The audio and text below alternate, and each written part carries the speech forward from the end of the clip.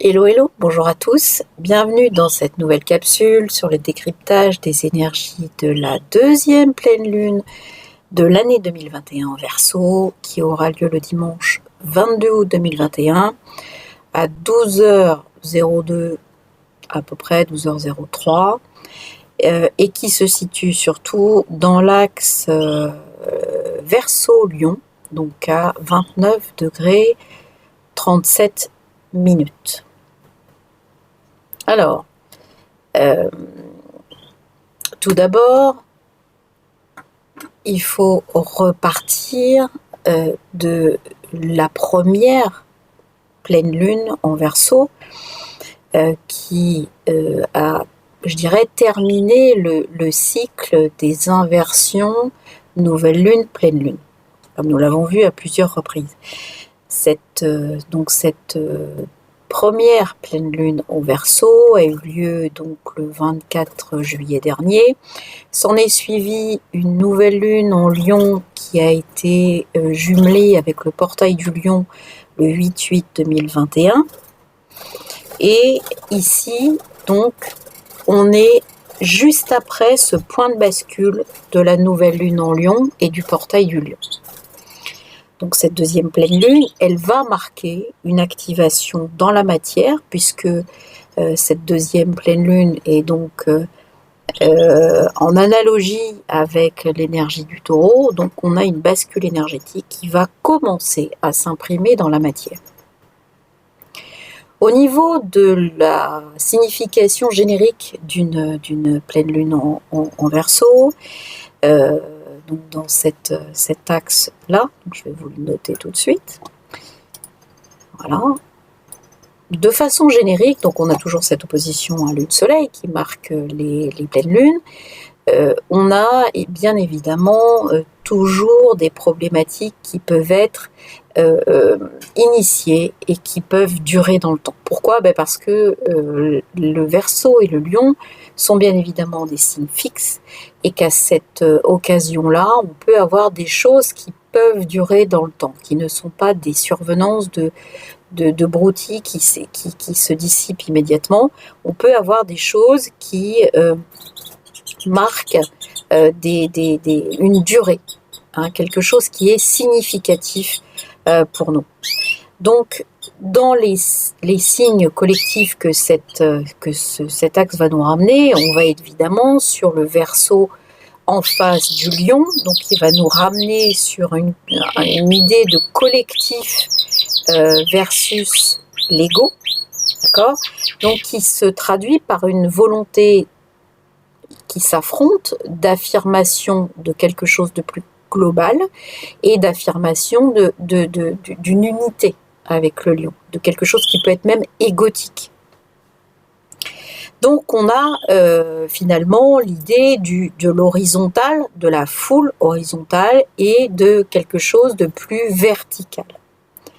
Cette opposition, évidemment, elle est dans le pouvoir de l'un ou le pouvoir de tous, et donc, évidemment, elle va induire des problématiques qui peuvent être sur finalement, est-ce que je laisse mon pouvoir à quelques-uns ou est-ce que finalement je vais imposer quelque chose. Donc finalement, c'est le rapport de force qui est dénoté dans une pleine lune en Verseau. Il va y avoir une espèce d'émotionnel démultiplié, parce que le Verseau est quand même un signe d'air qui va multiplier les problématiques de soudaineté, il y a une espèce de côté un peu de déflagration et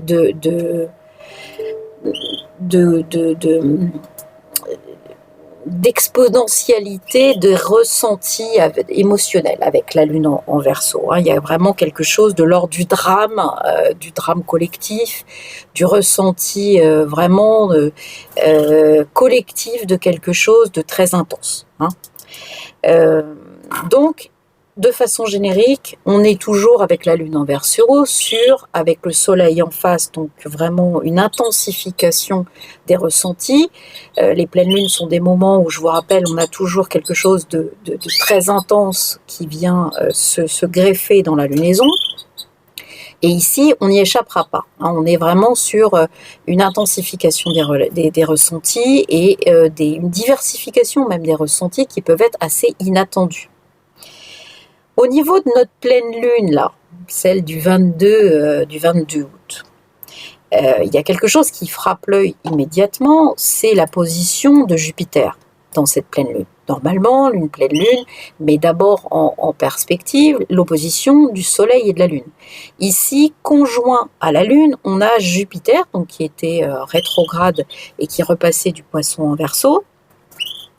Ici, donc, cette pleine lune, donc qui est cette deuxième pleine lune en Verseau, elle vient accentuer avec Jupiter, donc le côté déjà accentué par cette position de pleine lune, de ressenti émotionnel intense et de ressenti collectif, la lune étant Verseau.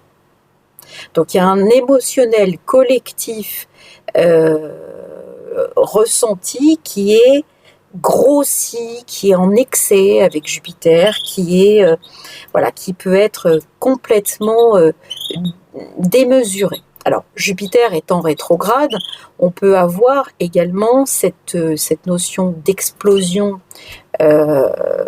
émotionnelle qui est retardée ou qui va être différée quand la Lune passera sur un autre point. D'accord, vous voyez, c'est le côté rétrograde qui peut donc être pour l'instant quelque chose qui est en formation. Donc on peut avoir également cette explosion de Lune, Jupiter, Verseau grossissant, donc quelque chose qui est une espèce de grosse déflagration, qui ne s'exprime pas à cette date-là, mais qui en revanche naît à cette date-là et se met à condenser, à concentrer dans la matière. Je vous rappelle cette deuxième pleine lune de l'analogie du Verseau avec le Taureau, qui va, autre signe fixe, qui va donc permettre une entrée dans la matière de cette énergie-là pour peut-être être utilisée de façon assez brutale plus tard. Donc ça, c'est la première observation qu'on peut avoir de cette pleine lune. D'accord ? Globalement, ce qu'on peut dire, c'est que Jupiter, scotché à cette lune, il va rendre démesuré le ressenti, l'émotion, le nombre. Ça peut être aussi la foule des manifestations qui peut-être d'un seul coup grossit, le Verseau étant un signe très fraternel, d'accord ? Donc on peut avoir également des problématiques climatiques. Le Soleil en Lion, opposé Jupiter avec la Lune, il peut donner aussi une grosse instabilité avec des chaleurs très pointues et ensuite une grosse déflagration de tonnerre de foudre, on est d'accord. Donc il y a quelque chose qui peut être avec des vagues. La Lune, elle va donner cette notion de cycle, donc de vagues de chaleur qui peut déclencher par exemple des phénomènes multiples, pas forcément attendus, qui peuvent être soudains, donc avec ce concept d'Uranus.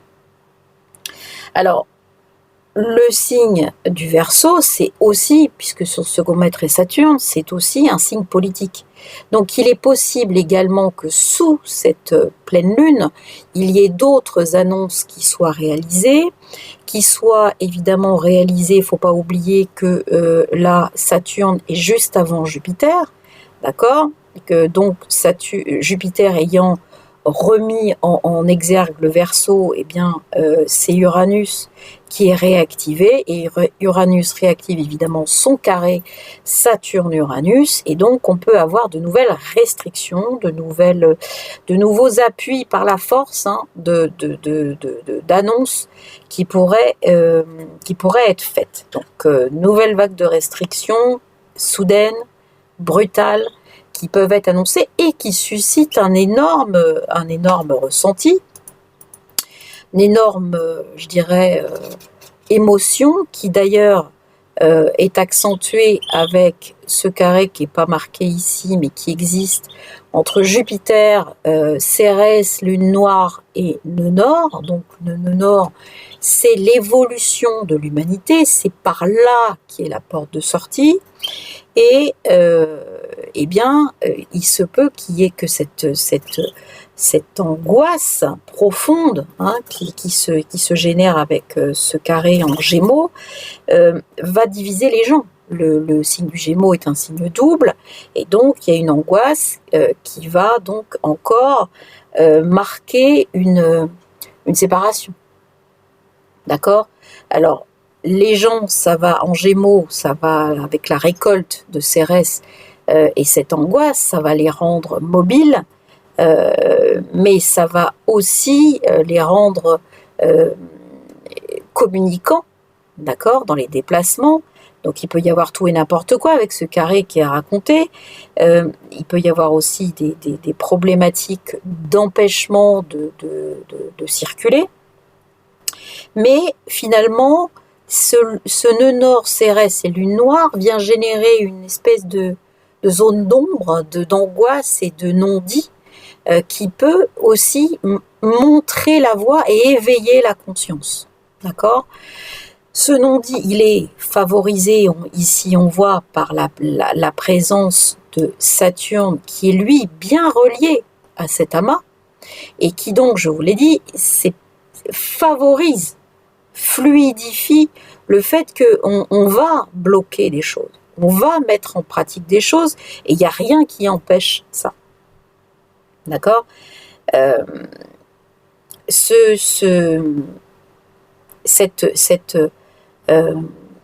Cet amas également, il est bien relié entre Saturne, etc. Donc on va vous dire, on va essayer de vous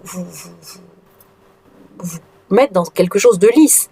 Vénus en balance, c'est le compromis, c'est la diplomatie, c'est le fait d'essayer d'imposer les choses, et je dirais de façon fluide, avec des lois, avec des choses comme ça, avec ce qui sera possible au niveau de la justice, au niveau de ce que les gens, sans heurter, ça, voilà, on se faufile dans les choses comme ça. Alors, la seule ouverture que ça procure, malgré tout, c'est que c'est l'ouverture de conscience. Ici. D'accord ? Nœud Nord, Lune Noire, Cérès, il y a une récolte de tout ce qui est fait qui va produire finalement une ouverture de conscience, qui va aussi produire du réseau, de l'interrelationnel, donc des nouvelles relations, nouveaux modes de relations. D'accord ? D'autant que là, si on regarde ce Gémeaux, attendez, hop, là, hop, cet amas ici, en Gémeaux, Mercure, le maître de cet amas, se retrouve en Vierge, donc c'est son autre signe de domicile, et il est conjoint à Mars. Alors, conjoint à Mars, au niveau de la communication, ça veut dire qu'une conjonction Mars-Mercure en Vierge, ça va être des polémiques, évidemment, donc des polémiques concrètes, dans le signe de la Vierge. Donc ça peut être des polémiques concrètes au niveau du quotidien, des polémiques concrètes au niveau de l'économie, au niveau des sous qui rentrent, et également des polémiques concrètes au niveau de la santé, et en tout cas des médecins, des soignants et des malades. D'accord ? De tout ce qui touche à cette notion de guérison, cette notion de soin. Bon. Ici, la conjonction Mercure-Mars donc va parler du pass sanitaire. D'accord ? Il y a une accélération quand on voit ce trigone à Uranus, il y a une accélération de la vaccination. Ça, c'est très clair. D'accord ? On met le pied sur l'accélérateur. Ici, donc c'est en maison 10 cette lunaison. Donc on est le pied sur l'accélérateur et on cherche donc à transformer, avec Pluton, on cherche réellement à générer quelque chose qui va être transformateur, qui va pouvoir peut-être être complètement réalisé. D'accord ? On a une volonté de vraiment modifier complètement quelque chose, transformer de façon complète avec Pluton, de façon irrémédiable avec la vaccination. Là, c'est l'énergie qui permet une fluidité, d'accord ? Ici, ce qu'il faut comprendre, c'est que là, il y a des polémiques, il y a des actions, on essaye de lancer des actions concrètes, mais en fait, en face, on a, en face de cette conjonction Mercure-Mars en Vierge, on a Pallas, toujours, Neptune en Poisson. Donc, finalement, il y a des essais d'action, il y a des essais de polémique, il y a des essais etc., qui sont floutés par une stratégie politique, d'accord, par une stratégie de communication, on va dire, qui consiste à ne pas remonter les données, qui consiste à ne pas informer, qui consiste finalement à fragmenter les choses et à les dissoudre. D'accord ? Donc du coup, les polémiques qu'on peut avoir, elles perdent en intensité parce que Neptune est clairement dans une situation où il ne nous permet pas de gérer de façon rationnelle les données qui sont envoyées, les données qui sont remontées, etc., etc. Donc, ce Mercure-Mars, on a vu, qui est bien relié avec la vaccination Uranus, il est également, je dirais, très lié au liquide ou aux médicaments, Neptune étant la dose de médicaments qu'on peut vouloir prendre pour atteindre la guérison. Donc ici, la stratégie vaccinale qui commence à être discutée, qui est mise en doute par le corps médical, qui est mise en doute par les soignants et même certains malades, finalement, il y a une espèce d'illusion qui est projetée dessus et qui consiste à pouvoir permettre à continuer, même à cette période-là, cette énergie-là, c'est continuer la vaccination, imposer la vaccination, fluidifier la vaccination et flouter tout ce qui peut être polémique et continuer à masquer finalement les données qui ont été collectées concrètes sur le terrain par la volonté de Mercure-Mars qui permet évidemment qui permettrait de transformer complètement ce qu'on sait.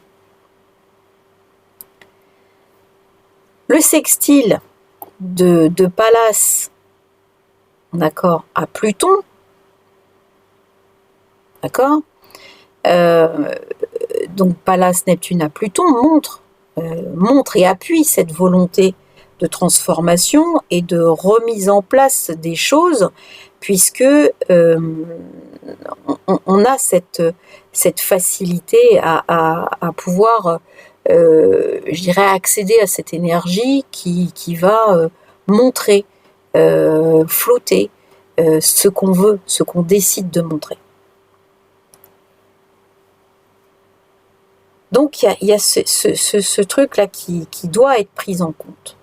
Alors il faut noter aussi que cette deuxième pleine lune en Verseau, elle va rejouer les caractéristiques de la première pleine lune du 24, dans lequel, je ne sais pas si vous vous souvenez, on avait la lune qui était encadrée par Pluton et Saturne. Donc on avait une atmosphère déjà écrasante du pouvoir d'un côté, de la transformation, de la volonté de reset du truc. Donc on avait franchement une volonté de cerner et de transformer sur tous les fronts. D'accord ? Ici, donc quelques jours avant cette pleine lune, ce qu'il faut bien comprendre, c'est que la Lune, elle refera cet alignement à cette première énergie de pleine Lune. C'est-à-dire qu'elle va repasser à cette... elle va repasser sur cet endroit où elle était avant, c'est-à-dire encadrée entre Pluton et Saturne.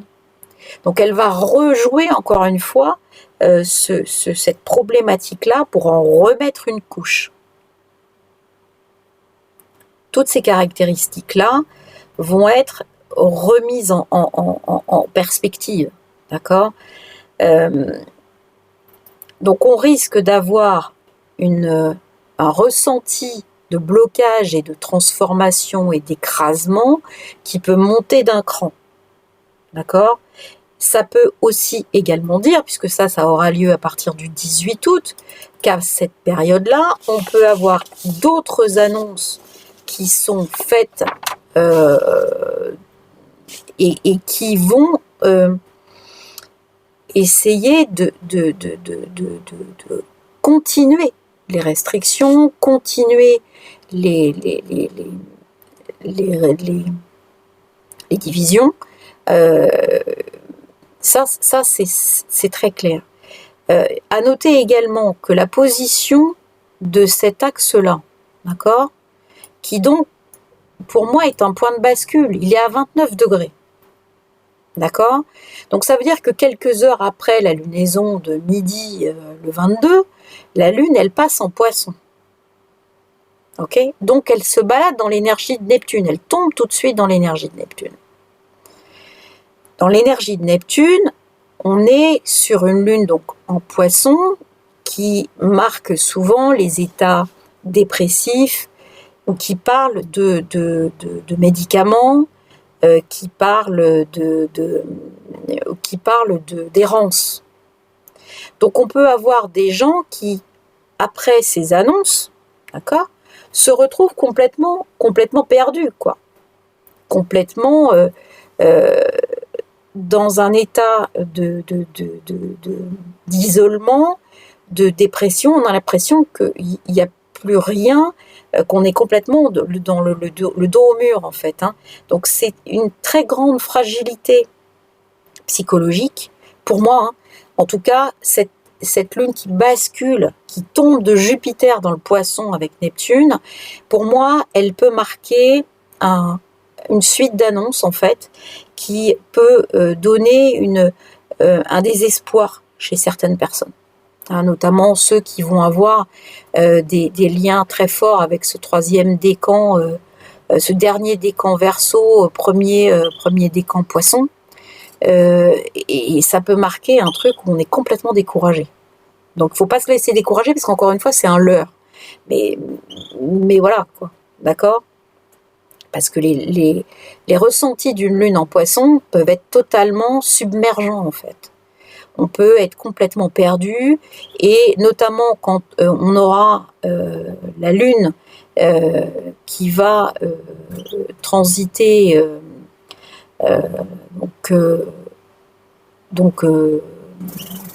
qui va transiter Neptune en opposition à Mercure justement et Mars, on va avoir un pic d'angoisse. Hein. On va avoir un pic d'angoisse, on va avoir un pic et ça sera autour du 23-24 par exemple août, d'accord ?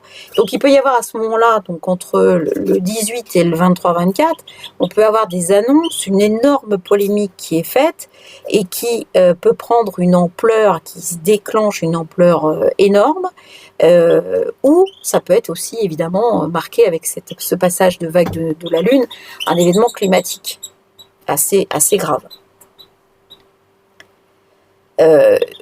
Donc là, on est sur des zones très importantes de construction d'une espèce de marasme énergétique, de flou énergétique qui plombe les gens, qui baisse les fréquences et qui amène vers le bas.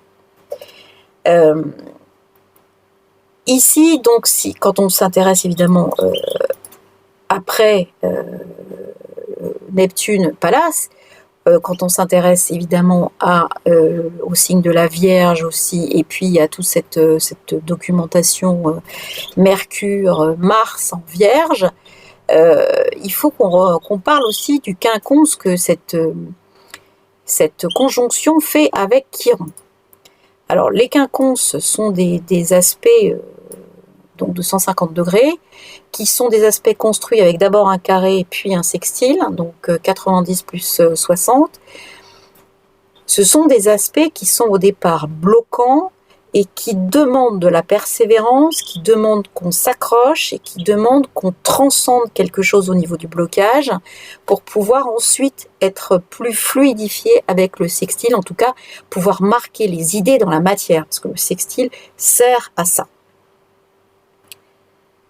Donc ici, ce quinconce, c'est un aspect énergétique qui peut montrer un blocage au niveau de cette guérison et cette santé. On n'arrive pas à avancer. On n'arrive pas, il y a des polémiques, notamment sur les problématiques donc économiques. Hein. On parle de salaire, la Vierge, c'est la notion de travail quotidien. Donc on est bien sur les problématiques de soignants qui perdent, qui sont vaccinés avec Uranus. Ils sont vaccinés de façon obligatoire et ils perdent, forcément ceux qui refusent perdent leur salaire. Et finalement, on a une problématique qui est liée également à toute la santé et à la guérison, parce que c'est pas en traitant les gens de la sorte qu'on amène quoi que ce soit de positif dans le bien-être des gens. D'ailleurs, on voit que Vénus est opposée à Chiron et en Balance, et donc c'est pas comme ça qu'on peut arriver à la fois à avoir un meilleur système de soins, etc. Alors, je pense que vous allez me dire que c'est pas ce qui est recherché, mais toujours est-il que la guérison, la sortie de crise, elle n'est pas par là. Donc, l'idée, c'est que ce quinconce, il va commencer à montrer que les manifestations, que je dirais, les pourparlers avec les syndicats, etc., ne donnent rien. On est sur un blocage pour moi au démarrage. Hein. On est vraiment sur un blocage. Et il y a les manifestations seront toujours minimisées. Et on voit avec cette position de Pallas Neptune en Poisson, cette stratégie politique qui vise à minimiser, transformer, bidouiller en face la Vierge, les chiffres. Hein.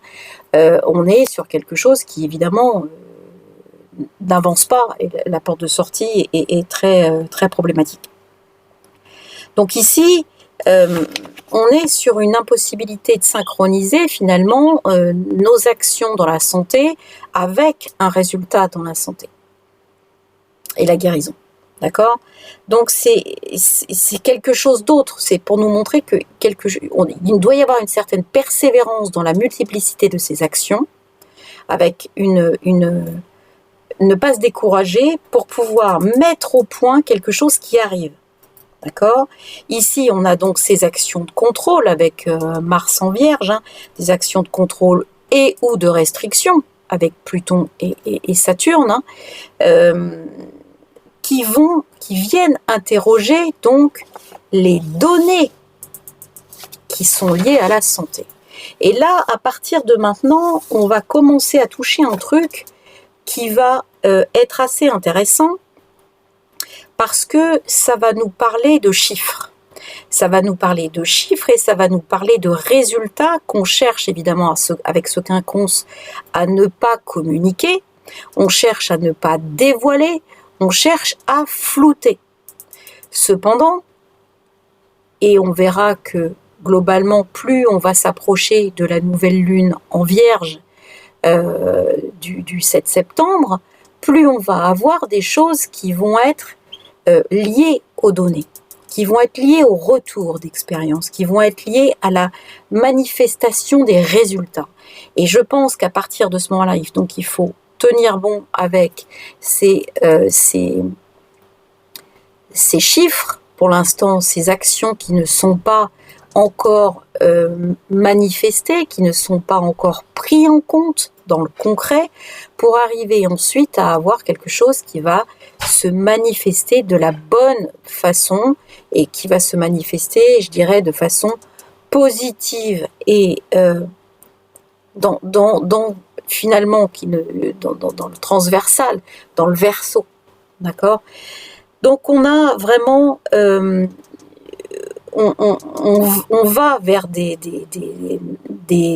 données de santé qui peuvent bien évidemment sortir, hein, avec ce Mercure-Mars qui est également bien relié à Uranus. On va avoir de plus en plus de données, d'études, etc., qui vont être disponibles. Ça, c'est pas dans leur jeu, ça, d'accord. C'est la corrélation de ce qui se passe, mais pour autant, pour l'instant, il y a un essai de flouter les choses, qui ne sera pas permanent. C'est pour ça qu'il faut continuer à relayer une information qui est fiable, qui est sourcée et qui est exacte, et il faut faire dans le concret, d'accord. Il ne faut pas aller chercher des choses qui seraient fausses ou manipulées, puisqu'à ce moment-là, on décrédibilise complètement les gens qui sont rigoureux et qui vont donner une information qui sera très utile ensuite pour pouvoir changer et transformer les choses. On voit que les actions de données ici, hein, qu'on a, elles peuvent servir à transformer la communication avec Pluton. C'est-à-dire que c'est, encore une fois, ces aspects, ils sont utilisés plus aujourd'hui par le pouvoir en accélérant la vaccination, en se servant de tout un tas de choses, mais l'idée c'est qu'on arrive à transformer ce quinconce ici pour pouvoir rendre les données et rendre le concret accessible à tous, de façon à ce que tout le monde puisse avoir une lecture saine et éclairée des données qui sont transmises de la réalité et qui puissent ensuite décider de je continue à rentrer dans ce schéma où finalement il y a quelque chose qui est complètement qui ne me convient pas et qui ne peut pas m'être appliqué parce que je ne souhaite pas rentrer jouer ma propre santé au dé. Voilà. Donc ça, c'est très important de comprendre ça. Alors, ensuite, en numérologie de cette pleine lune, il faut comprendre qu'elle est également très importante. Pourquoi ? Parce qu'il y a déjà, elle a lieu le 22/08/2021, donc le 22, vous savez que c'est un maître nombre, qui parle du collectif, hein, et qui parle du soin du collectif. Ok ? Le 22, il s'adresse souvent aux thérapeutes. Ok ? Puisque c'est le 4, d'accord, 2+2, qui va aller dans la matière pour pouvoir faire avancer l'autre également. Donc on va faire 22 plus 8 plus 2021, donc 22 plus 8 plus 5, ce qui nous donne 35, donc 8. Le 8, au final, on est d'accord qu'on est sur une demande d'équilibrage, on est sur la justice, on est sur des plateaux qu'il faut donc équilibrer et un retour de bâton. Hein. Attention, qui dit plateau à équilibrer dit le 8 karmique, dit retour de flamme s'il y a quelque chose qui ne va pas. Ce 35, lui, dans sa version numérologique de base, il va parler de succès après pas mal de difficultés. D'accord ? Le 5 va être géré en tant que nombre difficile, nombre stress, nombre de diversité, de cohue, d'agitation, de dispersion, etc., qui doit donc se réguler avec de la discipline. Et c'est cette discipline, c'est cette persévérance, c'est cette tenue des objectifs qui permet à la créativité du 3 et à la réussite du 3 d'obtenir finalement d'excellents résultats. Et surtout, le 8, c'est également l'abondance. Donc ici, on va parler d'excès pour ce 35, qui peuvent être des excès avec le 5 en tout genre, et qui vont donner peut-être un équilibre émotionnel qui peut être fragile. Donc on retrouve ce qu'on a vu dans la pleine lune en Verseau, à savoir avec la lune qui bascule, puisqu'on est en toute fin du Verseau, on bascule tout de suite en Poisson, et donc on peut avoir une dynamique un petit peu d'errance, une dynamique de dispersion, une dynamique de on ne sait plus où on est, et on est découragé, qui peut se mettre en place suite à certaines choses, événements climatiques ou annonces, ça sera à déterminer encore. Le 35, il est intéressant parce que c'est aussi un nombre, un des premiers nombres de la géométrie sacrée, qui est formé du 3 et du 5. Alors, le 3, je vous ai fait, c'est la trictra, d'accord, qui démarre avec 3 cercles, ok. Et donc, le 5, c'est cette croix templière, que vous voyez, qui est une croix, qui est la croix pâtée, et qui, donc, amène une espèce de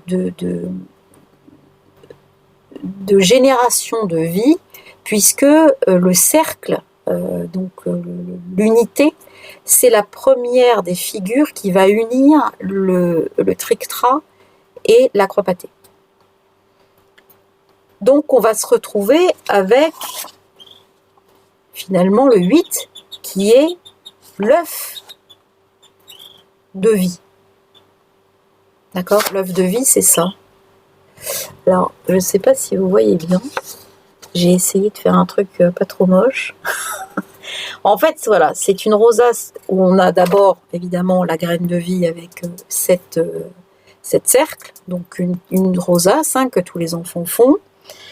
Et derrière, on va avoir des points extérieurs que je vous ai mis là. D'accord? Là.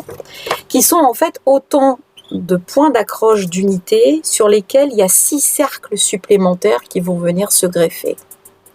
Ces 6 cercles supplémentaires, ils donnent naissance à une espèce d'œuf de 8 sphères, d'accord, qui sont compactées entre elles avec une ossature de cube. Donc là, on est vraiment dans la géométrie sacrée. Et donc, ce 35, il montre qu'avec ce cube, c'est l'expérience qui va permettre l'expansion. D'accord? C'est vraiment la transformation, c'est la prise de conscience de notre espace et finalement de notre possibilité d'action sur notre propre espace et sur notre matière environnante et propre qui va permettre l'expansion, la sortie de crise.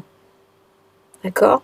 La transformation de la matière, la spiritualisation de la matière, comme on dit, c'est-à-dire le fait que la matière va donner ce que vous voulez qu'elle donne, d'accord? C'est-à-dire que vous posez une intention et ensuite vous avez une transformation qui amène quelque chose, eh bien, ça se fait à partir de ce 35, c'est-à-dire cette façon de pouvoir gérer 8 sphères et donc de spiritualiser cette matière, c'est-à-dire c'est l'expérience, c'est votre façon de gérer et de conscientiser, de discerner quelles sont vos énergies pour les appliquer de façon consciente dans la matière, donc de projeter des choses énergétiques qui vous appartiennent, donc des fréquences, et globalement c'est des fréquences hautes ou des fréquences basses, des fréquences de joie, de paix, d'amour, d'être heureux de se trouver, de créativité, qui vont permettre de spiritualiser cette matière, donc d'appeler à créer la matière, la chose, le monde, le nouveau monde qui pourrait être quelque chose de positif. Donc ce 35 jumelé sur cette pleine lune vient nous parler donc de cet œuf de vie qui va condenser la matière et qui va condenser la matière avec nos projections. Donc ce nouveau monde, il est en gestation globalement. C'est cet œuf qui contient le tout, qui contient l'univers et qui va être capable de nous emmener au-delà de ce qu'on voit aujourd'hui, qui est finalement quelque chose qui est en train de pourrir. Ici, il y a quelque chose d'autre qui demande à spiritualiser la matière, qui demande à ce que finalement on puisse agir sur notre espace et sur notre matière immédiate, donc l'action dans la matière, par la volonté, par l'intention, par la décision, qui sont des décisions ici éclairées. On parle beaucoup de consentement éclairé. Ici, c'est votre consentement éclairé, votre intention éclairée qui est demandée par cette énergie pour pouvoir commencer à condenser dans cet œuf l'énergie du monde d'après. Ok? Ça, c'est très très important à comprendre parce que c'est ce qui se joue maintenant. Et ce qui se joue maintenant doit pouvoir, évidemment, c'est aujourd'hui qu'on génère les actions futures qui seront posées. Ok?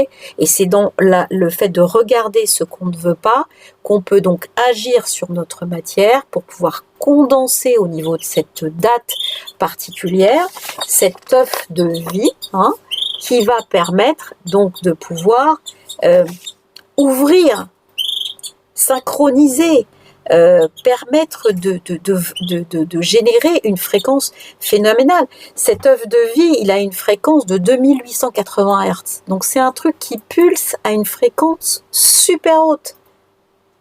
Donc si chacun vient nourrir cet œuf de vie avec son expérience propre, avec finalement ses intentions de positive condensées dans sa propre vie déjà pour lui, il va transmettre ça à cet égrégore en devenir, entre guillemets, cet œuf du nouveau monde, et il va pouvoir, avec cette expérience qu'il va faire ici, permettre à ce nouveau monde de trouver, finalement, de naître plus tard.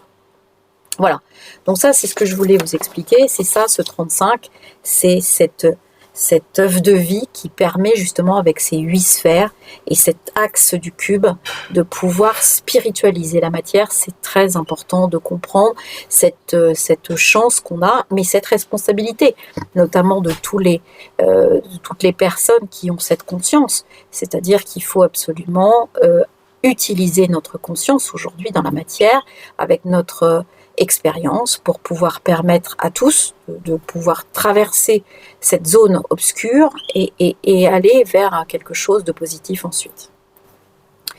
Voilà, bah écoutez, j'espère que en tout cas ça vous aura un petit peu éclairé. Je pense qu'on est dans une pleine lune très très intense qui préfigure les mouvements et les énergies qui vont s'agiter jusqu'à la fin de l'année. Donc prenez soin de vous, prenez soin de vos proches, voilà, faites les choses bien en conscience, agissez dans la matière, vraiment de façon éclairée, de façon juste, et eh bien je pense que nous allons tous mettre notre petite brique pour construire un œuf, si on peut le dire, et puis je pense que après quelques difficultés, le 35 viendra nous dire que nous avons réussi. Voilà, je vous embrasse fort, je vous dis à très vite, prenez bien soin de vous et à très très bientôt. Ciao, ciao.